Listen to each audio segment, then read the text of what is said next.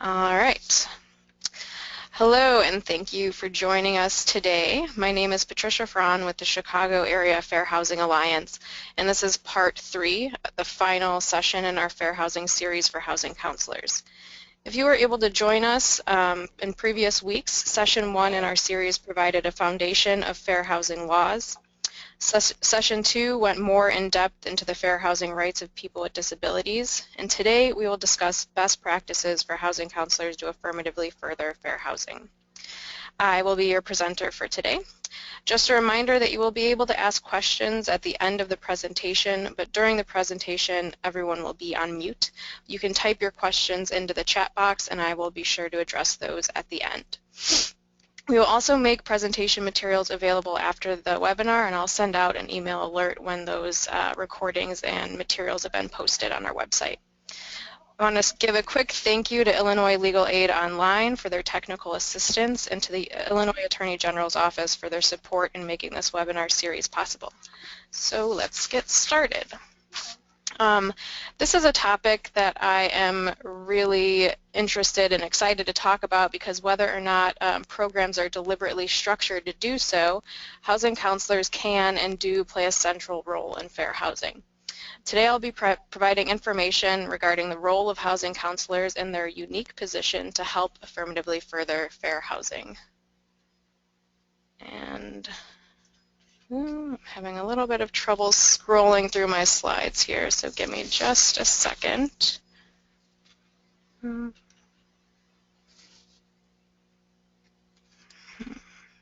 we go. Okay. So first I'd like to share some background on my organization, the Chicago Area Fair Housing Alliance, or CAFHA.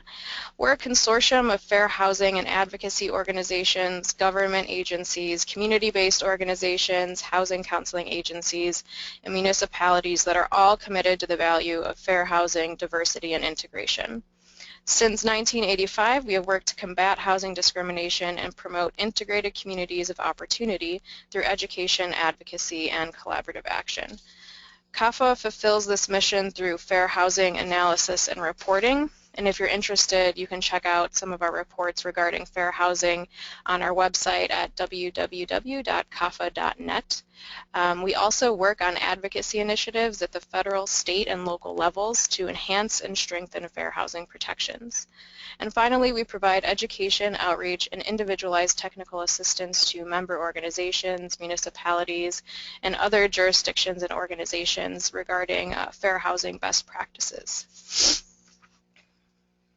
So today we're going to focus on the role of housing counselors in affirmatively furthering fair housing and provide tools for implementing fair housing best practices. Under our grant with the Illinois Attorney General's Office, we are offering technical assistance to housing counseling agencies to help put some of these best practices into action. And I'm going to outline what this technical assistance can look like and how to move forward with requesting technical assistance. The information I will provide today is only meant to provide a snapshot of these topics, and it is our hope that you will explore opportunities for technical assistance so that we can delve a little bit deeper into this content together.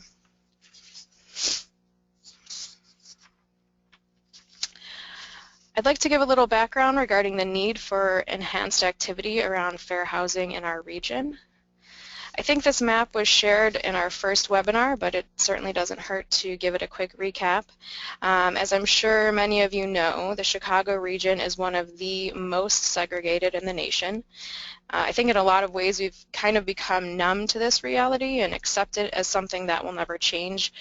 This mindset is really holding us back. There are things that we all can do to change this. So I hope you can see in the map to the left, populations are clearly clustered together.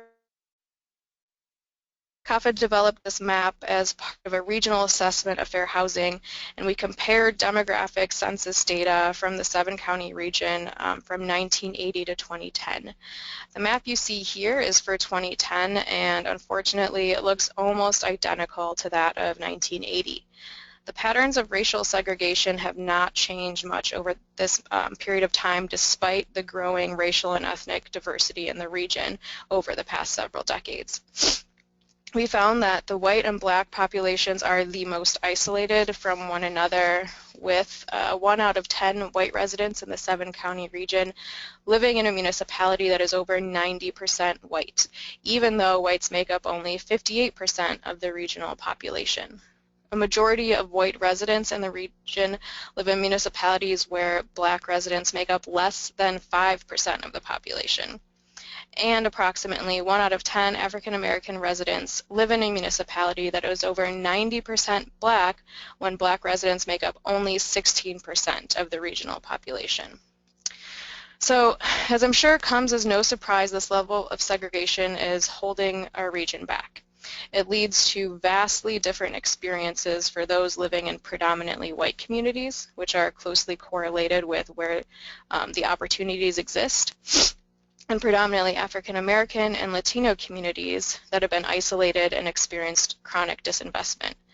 This is especially relevant today as we see the ramifications of this segregation being played out in places like Ferguson and now in Chicago. So at the same time we are seeing this social unrest and calls for greater racial equity, we have unprecedented guidance by the U.S. Department of Housing and Urban Development, or HUD. HUD has reaffirmed that housing integration is a powerful tool in expanding access to opportunity and economic mobility through the new rule on affirmatively furthering fair housing. This rule creates new guidance and expectations for jurisdictions, public housing authorities, and other entities receiving HUD dollars to dismantle the patterns of segregation evident throughout the nation, and especially here in our own region, as you just saw on the previous map. Affirmatively furthering fair housing means taking meaningful actions that address significant disparities in housing needs and in access to opportunity by replacing segregated living patterns with truly integrated and balanced living patterns, by transforming racially and ethnically concentrated areas of poverty into areas of opportunity, and fostering and maintaining compliance with civil rights and fair housing laws. Affirmatively furthering fair housing is a requirement to use federal financial assistance and other housing program resources. With this new rule and social climate, we see that for the first time in decades, HUD, housing advocates, the media are all acknowledging that residential segregation is a problem today. This is not a thing of the past. I think we must really seize this moment and work together to begin to dismantle segregation. And I suppose that this is really a long-winded way to say that you, as in housing counselors, have a role to play, and we all really have a role to play in uprooting segregation. In accordance with the Fair Housing Act, housing counseling agencies that utilize HUD funding are expected to help remedy discrimination in housing and promote fair housing rights and fair housing choice. When thinking specifically about housing counseling agencies, there are a few key areas to implement fair housing best practices. Some of those areas, which we'll talk about in the coming slides, include expanding housing options for housing seekers, using and monitoring housing data, collaborating with fair housing agencies, and providing education to consumers of your services, but also providing education about consumers of your services and your service area to those responsible for planning and policy making. Okay, first let's talk about expanding housing options. When we're talking about housing counseling agencies, there's tremendous opportunity to expand housing options for home seekers in a manner that affirmatively furthers fair housing. Many housing seekers lack information about housing opportunities outside of their community, and the information that they may have about other areas may be limited. So, for example, a 2009 study by Maria Kreisen and Bader showed that housing seekers are inhibited by what is called racial blind spots, meaning that housing seekers tend to know the most or have the most favorable opinions about areas in which their race is in the majority. And this is most notable for whites than any other group. There are a variety of factors that are underlying this trend, including discrimination or fear of discrimination, neighborhood stereotypes based on the racial composite of an area, However, studies show that most housing seekers, when considering their ideal neighborhood, prefer one that is actually racially and ethnically diverse to some degree. So there's kind of a real disconnect here in that most people want to or desire to live in an area that is integrated. However, the types of neighborhoods that they look for housing in really tend to reflect their own race or ethnic background. So this is where housing counseling agencies can play a key role in providing information about new neighborhoods and quashing the stereotypes that people hold about neighborhoods that housing seekers are unfamiliar with. Many housing counseling agencies, realtors, and other housing search services may inadvertently perpetuate racial blind spots if they do not purposefully work against them. This is because these groups may work within a target service area only. Also, research has shown that realtors and other service providers may steer housing seekers to neighborhoods where the demographics reflect the housing seeker's racial or ethnic background. Even if they don't intend to do so, it kind of plays out that way. So by affirmatively furthering fair housing, housing counseling agencies can work against these barriers and provide broader opportunities and expanded housing options by encouraging housing seekers to consider neighborhoods that they might not consider on their own or without some encouragement. To combat these blind spots and foster integration, affirmative marketing is really essential. Affirmative marketing is not only a requirement for housing developers, but it is required of and can also be a tool for housing counseling agencies as well. There are three main ways a counseling agency can affirmatively market, starting with the broadest impact, and that would be marketing the community. Secondly, marketing your services, and thirdly, marketing housing options to housing seekers. First step in affirmative marketing is understanding the demographics of your service area in the context of the broader region. Are there groups that are underrepresented in your service area, or are there groups that are least likely to utilize your services? I'll walk through a few tools for assessing data in the coming slides. But once underrepresented groups are determined, this data can be used as a guide to market your services. Often, the groups that are least likely to be aware of your housing counseling services are the groups who really need your services the most. Affirmative marketing can be done through advertising the availability of services with an emphasis on certain populations, through internet, radio stations, newspapers, public television, that are known to be used by the populations that are least likely to use your services. You can also work with local faith-based communities, service providers, and advocacy groups, such as disability or veterans groups, to get the word out about the services that you offer. You can also work with planning entities and other community administrators to use this framework to market the entire community to underrepresented groups. So we're not talking about your services, but we're talking about marketing the community to groups that are underrepresented in the community. And you can also assist in combating some of the NIMBYism that often accompanies integration efforts, since you understand the needs and assets of the community and are a great influence on the community that you serve. And finally, when providing services, data should fuel housing search options and can be used to educate residents about the variety of housing options available, like we just discussed in the previous slides. Okay, so what are some tools for implementing some of these practices? First, let's discuss the use of data. So data is a really powerful tool for understanding community assets and needs. The first step is using data to inform practice. This can also fold into HUD requirements of housing counseling work plan by using data to explain the needs and problems of the target population and service area, and can be used to understand the challenges facing protected classes in your service area.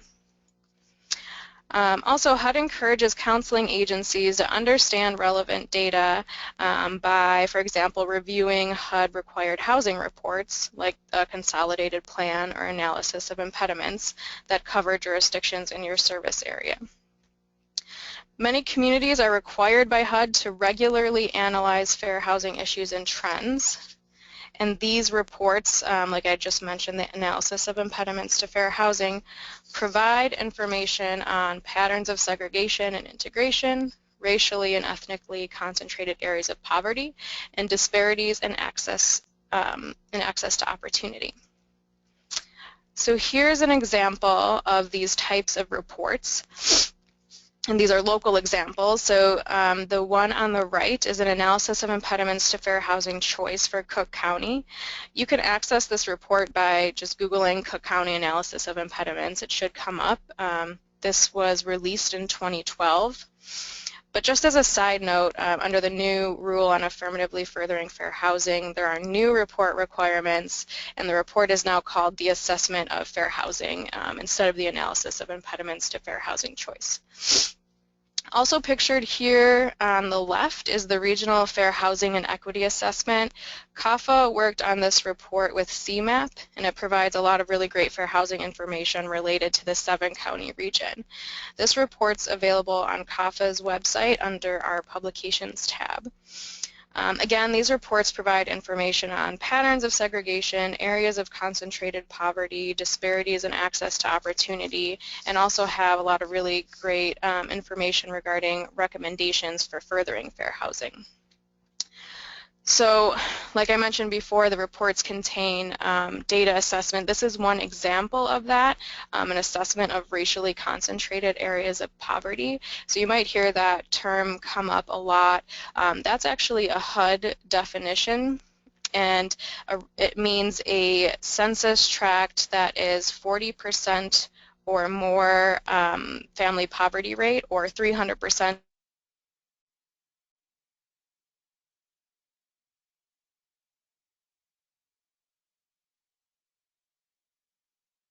the existence of RCAPs is really clear evidence of extreme segregation. RCAP areas tend to lack investment, and RCAP residents tend to be isolated from opportunity. So you can see here in our Fair Housing and Equity Assessment where we mapped out those areas using the HUD definition, and those areas are in the red squares there. So it's really important to understand where these areas are. Do these areas overlap with your service area? Because it really can dictate the type of services and advocacy that are needed to bring investment to these areas and provide services to RCAP residents. You can also conduct your own data assessment to gain a better understanding of the strengths and needs of the community and the clients you serve in context with the broader region. There are a bunch of really great tools out there to assist you. Many are pretty cool interactive data tools, and I'm going to walk you through a few of those. But these tools can help you understand the demographics of your service area. They can help you understand the housing stock, opportunity indicators, and also distress indicators. So here's an example. This is a screenshot from a website called US 2010. It provides a whole host of data on topics like residential segregation by race and ethnicity and school segregation by race and ethnicity. You can select a metropolitan region or city that you're interested in, and you'll be provided with data and reports regarding the topic that you select. For example, you can click to view reports for residential segregation, and you'll see a list of reports pop up. This is just an example of one of those reports. Separate and Unequal, the Neighborhood Gap for Blacks, Hispanics, and Asians in Metropolitan America. So here's a local example. The Institute for Housing Studies at DePaul University is another really fantastic resource. The bulk of the Institute for Housing Studies work is an extensive clearinghouse of property level housing data. So this is really cool because they really drill down to the property level and provide extensive data. And they really make it possible to conduct an in-depth analysis of housing market trends and conditions. A lot of their work is focused on the city of Chicago and the surrounding area. And the data is also regularly updated. And again, it's property level data, so it's really drilled down and focused. And you can find data on foreclosures, property transfers, mortgage recordings, delinquent property tax sales, and real estate listings and sales. This graphic here is a listing of housing stock compositions by Chicago Ward for 2014. So if you can see here that the first line is the first ward in Chicago, and you can see the housing composition. So single-family homes make up about 9% of the housing stock, condos make up about 20%, 2 to 4 unit buildings 45%, and buildings with 5+ 25%. And this type of data can really help with understanding the housing market, again, at this really focused and drilled down level. So if you want to know what is the composition of housing in an area, what are distress indicators, etc., this is a really good tool for that. And also staff at DePaul are available for technical assistance to help with using their data and applying it to practices. Another local example is the Woodstock Institute, which has a lot of great economic indicators by 3 different geographic locations. So they look at the county level, community area within Chicago, and municipality if it's outside of Chicago. So for example, this shows the number of foreclosure filings in Cook County from 2008 to 2014. Woodstock staff is also available to assist in using their data, and they offer trainings as well. And I believe they also can help with generating maps and data specific to your service area if that interests you.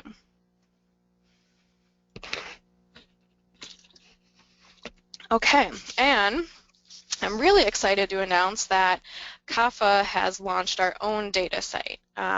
This is our first announcement of this new data, so this is really exciting for me.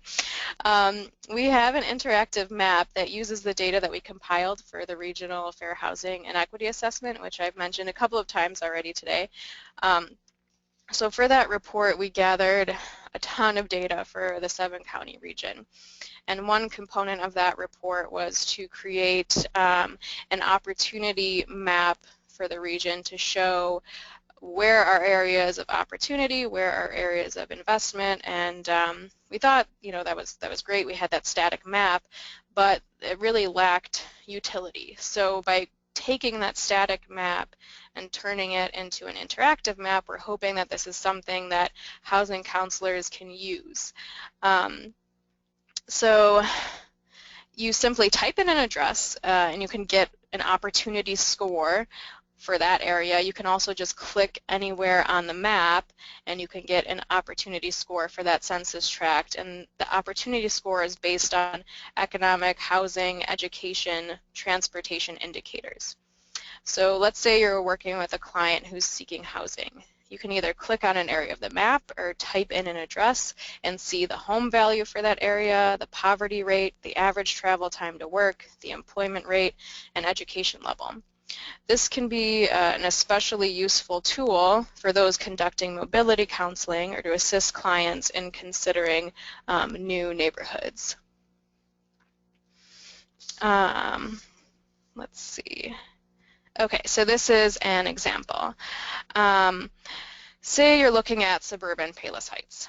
You can see that this has a high opportunity score. The more dots means more opportunity.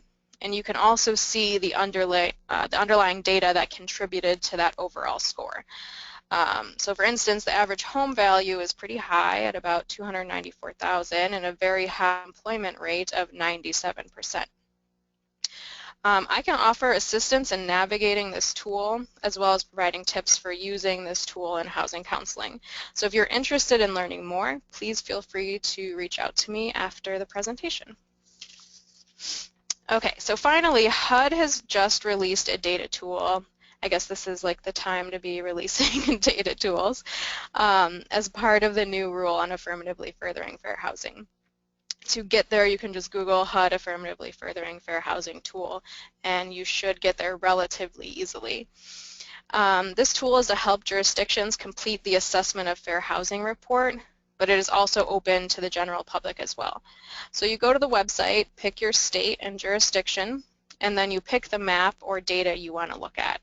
They have everything from race and ethnicity density maps to maps on demographics and school proficiency. And here's just a sampling of some of the maps that they have available. Since this tool was so recently released, I'm kind of still learning how to use it, but I encourage you to take a look and play around with it, and I can certainly be available for assistance in using this tool if you're interested. Okay, so by now I'm sure you're really sick of looking at maps and thinking about data, so let's switch gears and discuss collaboration with outside groups as a best practice.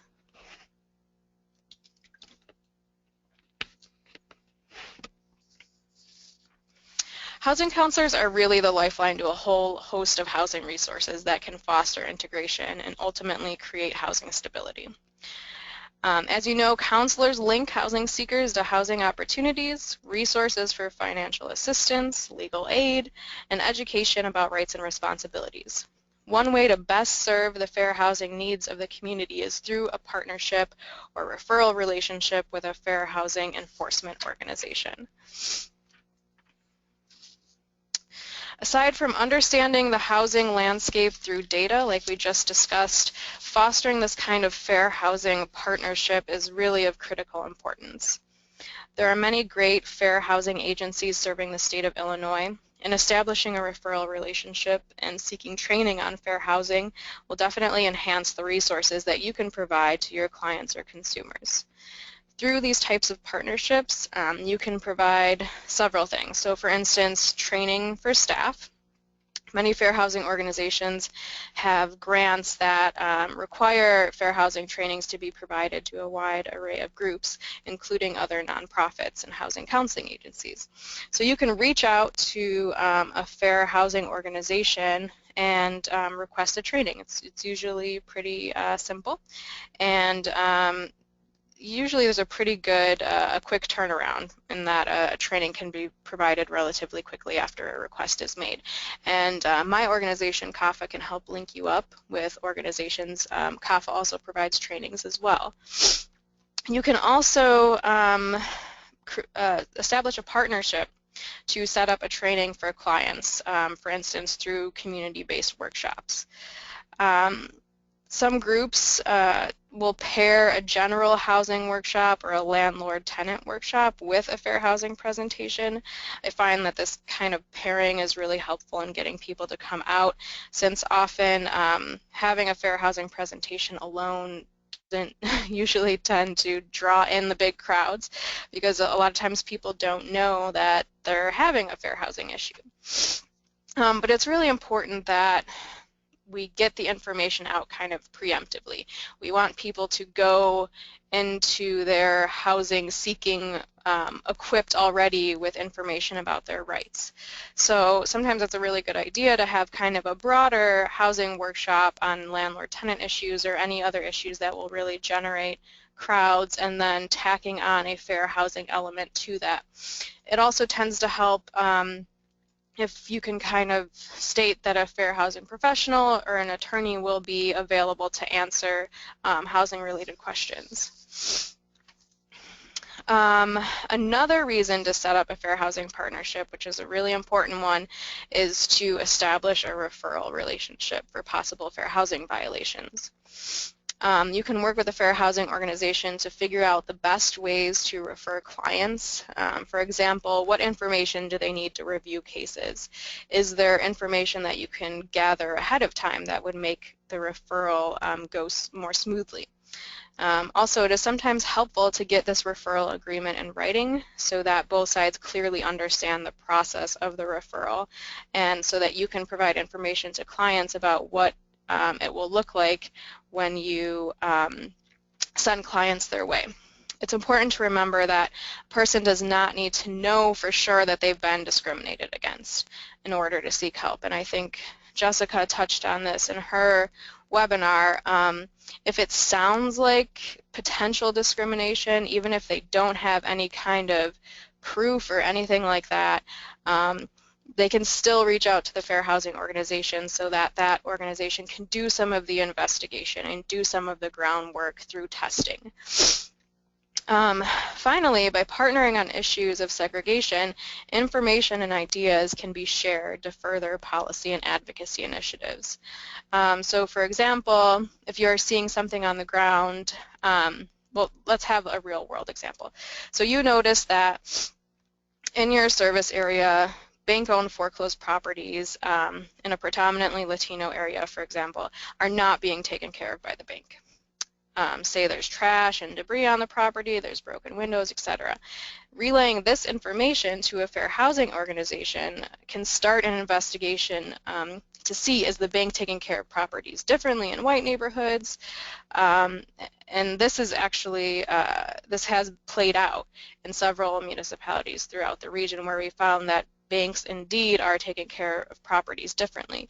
And I think sometimes fair housing organizations that have a broader view might miss out on seeing that early, and it's great to have the relationship with housing counseling organizations that are really tuned into the service area so that they can alert a fair housing organization to these trends early on so that something can be done about it. So aside from understanding the housing landscape through data, so we have many fantastic private fair housing organizations in the area, including those listed on this slide. So for instance, Access Living, Chicago Lawyers Committee for Civil Rights Under Law, and you heard from Jessica a couple of weeks ago. Hope Fair Housing Center, John Marshall Fair Housing Legal Support Center, Open Communities, Prairie State Legal Services, and South Suburban Housing Center.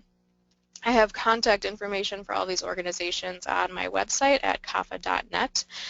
I can also assist you in building relationships with these groups as part of CAFHA's Fair Housing technical assistance.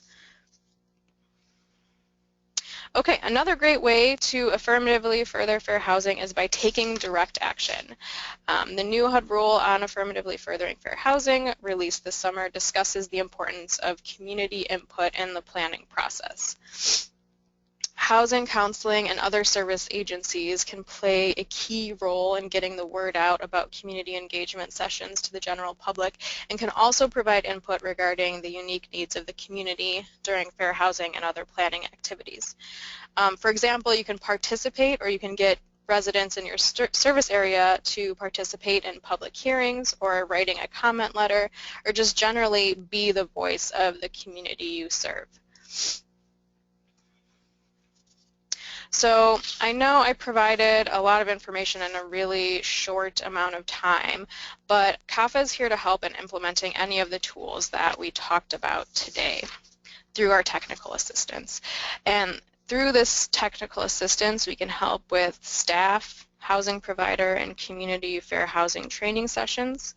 We can help with the development of fair housing resources for consumers of your services, fair housing data assistance, and for instance, like using CAFHA's opportunity map that I went through a little bit earlier, establishing fair housing referral relationships, implementing affirmative marketing best practices, and creating community engagement tools for fair housing and community planning sessions. And thank you. I have a lot of time for questions, so I'll be able to take several of those right now.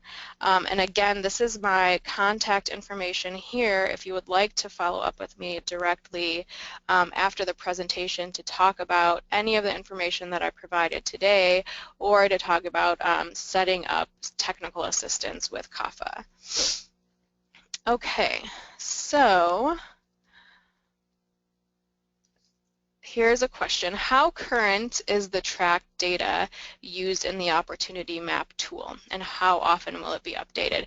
That is a really great question.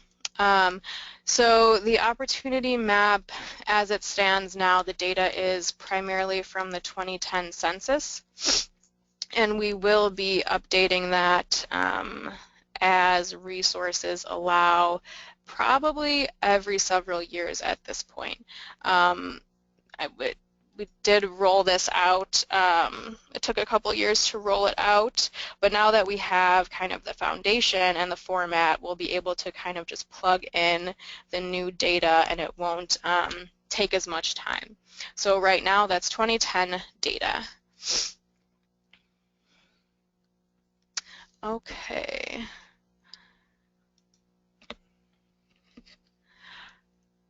So how do I know what fair housing agency services my service area? Another good question.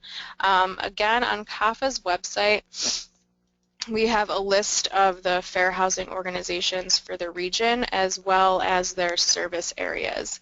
So you can kind of take a look there and see if the service areas overlap with your service area. If there's any gaps, you can definitely contact me because sometimes fair housing organizations will go outside of their immediate service area to provide information or trainings. If you have any questions on that, you can definitely reach out to me and I can help connect you with an organization that serves your service area.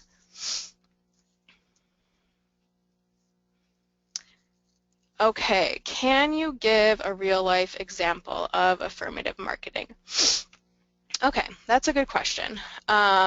So I know there is a program out of Austin, and I should know the name of this because one of my board members works on it at the Oak Park Regional Housing Center. I'm not sure if they partnered with Hope Fair Housing Center as well.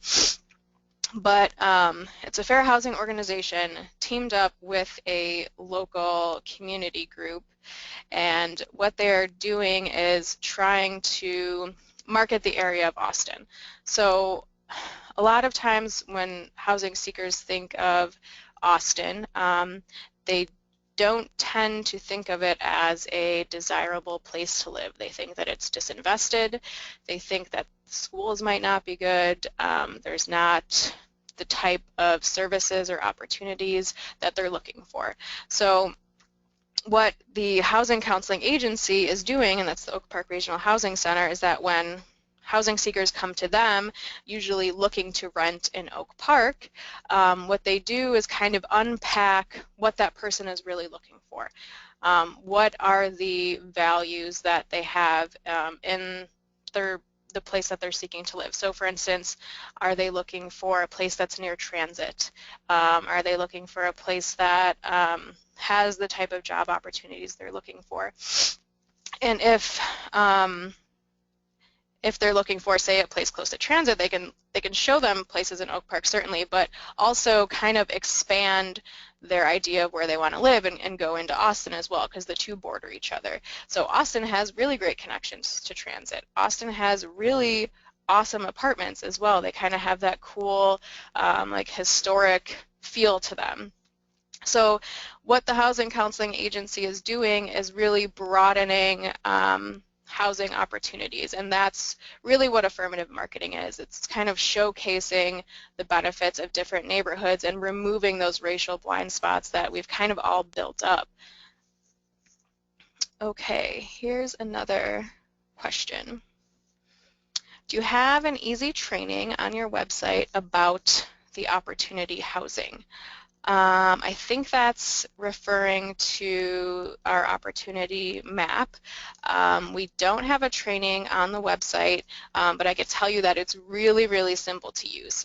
It's just putting in an address, clicking somewhere on the map, and you're going to get the opportunity score.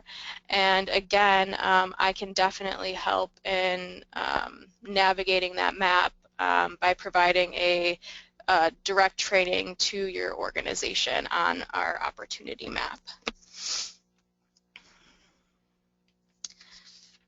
Okay, any other questions?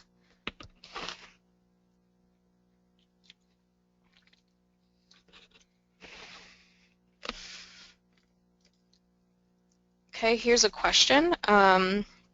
From a foreclosure prevention counselor perspective, how can I affirmatively further fair housing? Would this be targeting certain communities to advertise services? I struggle to see how a person in this position can affirmatively further fair housing through their counseling services.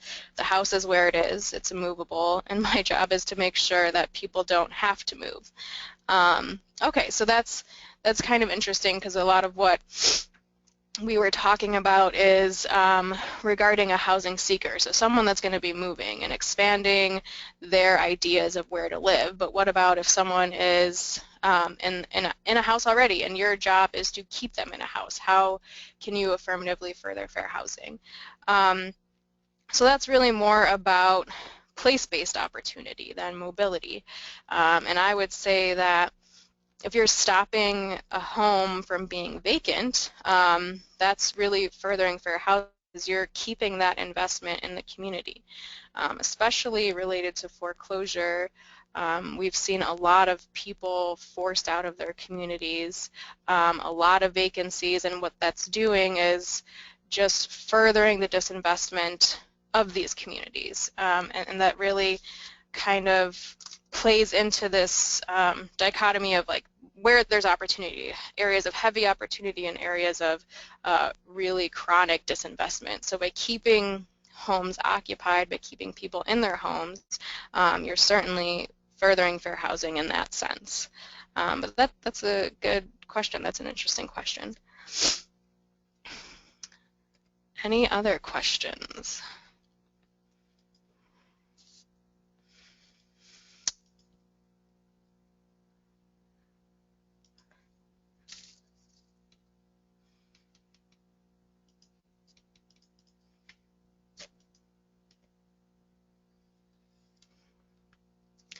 Okay, how can a counselor affirmatively further fair housing without overstepping the boundaries of a professional relationship?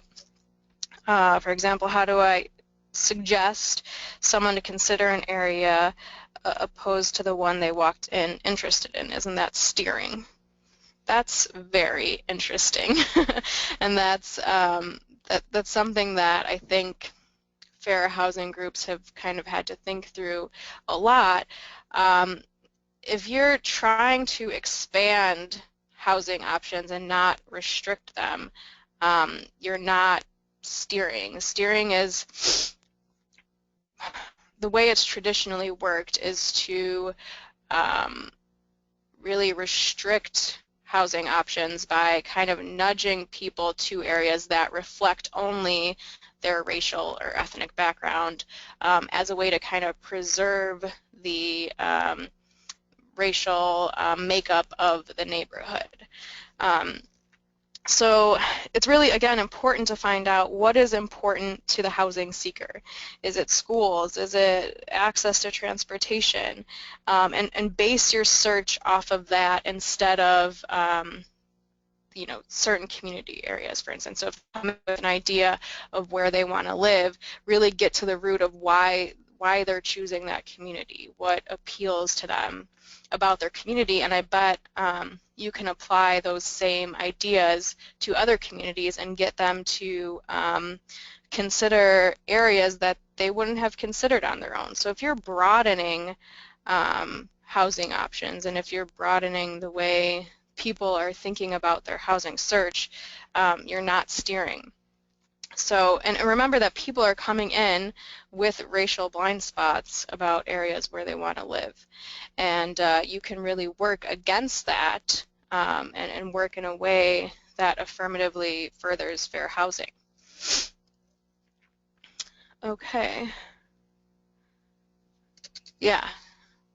No, definitely. This is a comment that came in that I really agree with, that affirmative marketing speaks to the second goal of the Fair Housing Act, which is to undo segregation and promote integration, which is absolutely right.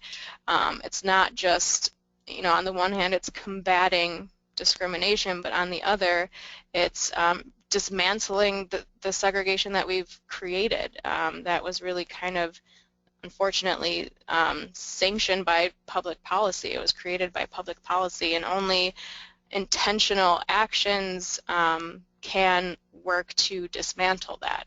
So we can't just continue on with the status quo and do nothing, or we're going to see those patterns just replicated time and time again.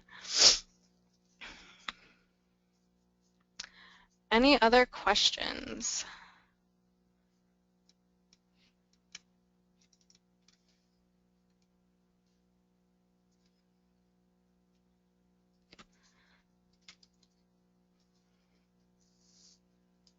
Going to give it a couple of minutes here for more questions.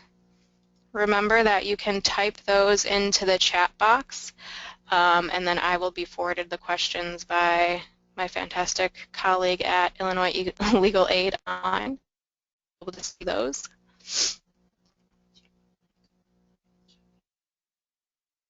Oh, that's a good idea. Okay, so can we see the interactive opportunity map? Let me see if I can do that here. Maybe someone at ILIO can let me know if something goes haywire here. I think.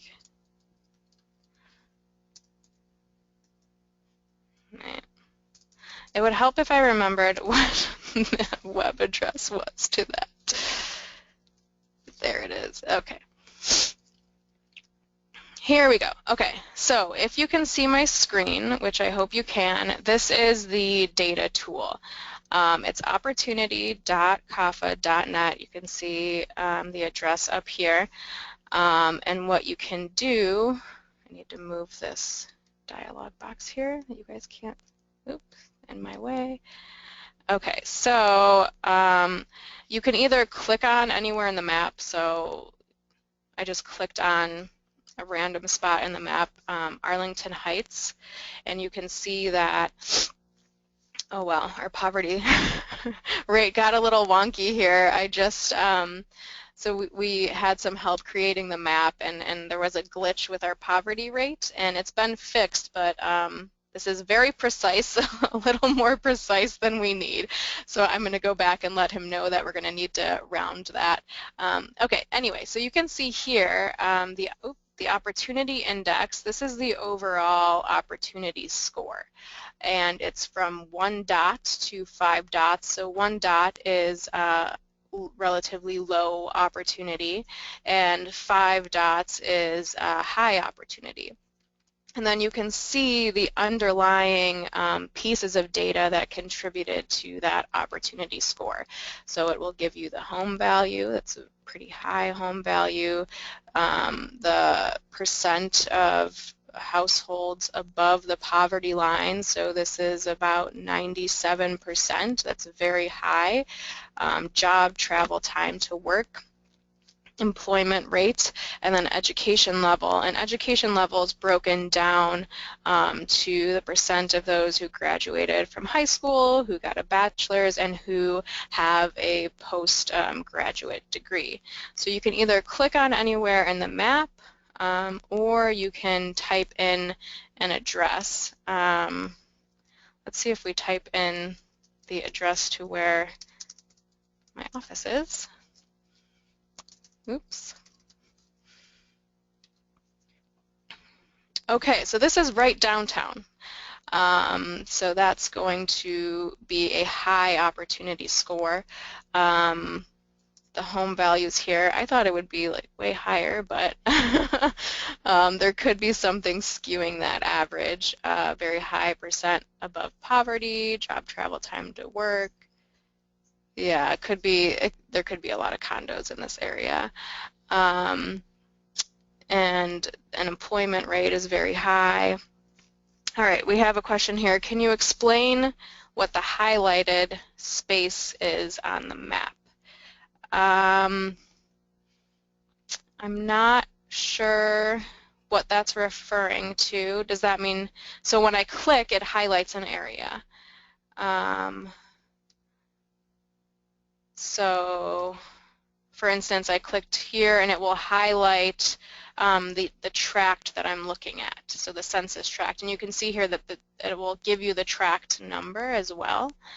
And when you type in an address, you'll see that there's a little indicator balloon there for the address that you typed in. I hope that answered the question. If you're referring to the different colors that you see here, the darker the green color, the higher the opportunity, and the lighter the color, the lower the opportunity. So this is somewhere in the city, and you have the track number here, and you can see that the opportunity is 1, and then it gives you the underlying data for that tract.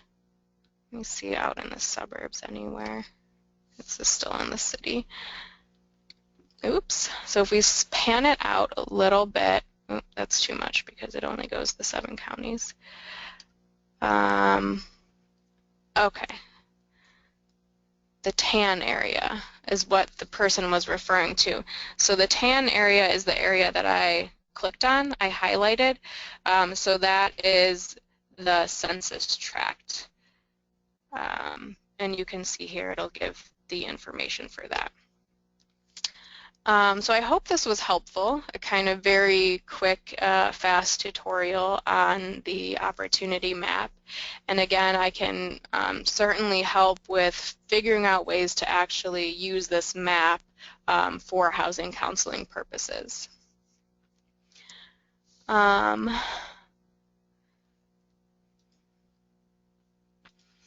We have another question here.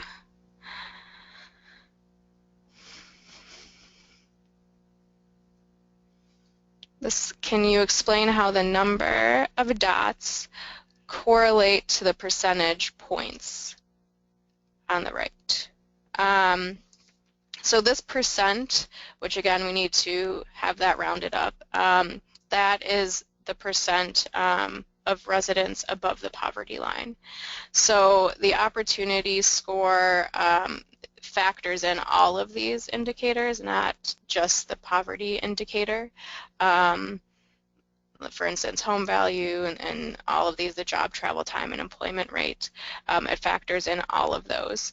And again, the percentage is the poverty rate. We have percentages at the bottom as well, and those relate to the education level. I hope that answered the question. So this is also, we just launched this tool. I'm really excited about it. And we're going to be figuring out the best ways to kind of work with this. So I would encourage you to kind of play around with it. We are in a phase where we're trying to kind of iron out that we see. So if there's anything that is not reflective of your understanding of your service area or the community that you live or you work, please let me know, because we want to make sure that this is the most accurate data and tool possible.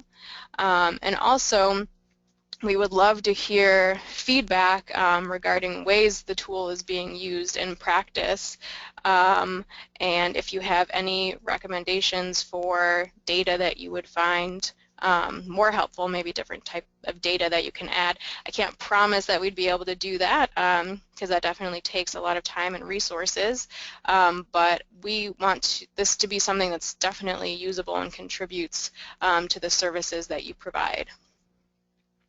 Okay, we have time probably for one last question, if there is one. If not, I'm going to pull up this last slide again that has my contact information there. The best way to reach me is at the email address here, pfron@cafha.net. So if you're interested, again, in discussing any of the content from today, please feel free to reach out to me. I will be following up with an email and alerting you to when we have this presentation recording up on our website and any materials from today up on the website. I'll also be circulating a really quick survey just to get feedback from you regarding the content that we provided today. And it's always helpful to get that feedback, so please do fill out that short survey. And I think we're going to wrap it up. thank you so much for joining us. Again, this was the last session, so we won't be seeing you next week or hearing from you next week, unfortunately. But thank you for joining us for this series. I really hope that you found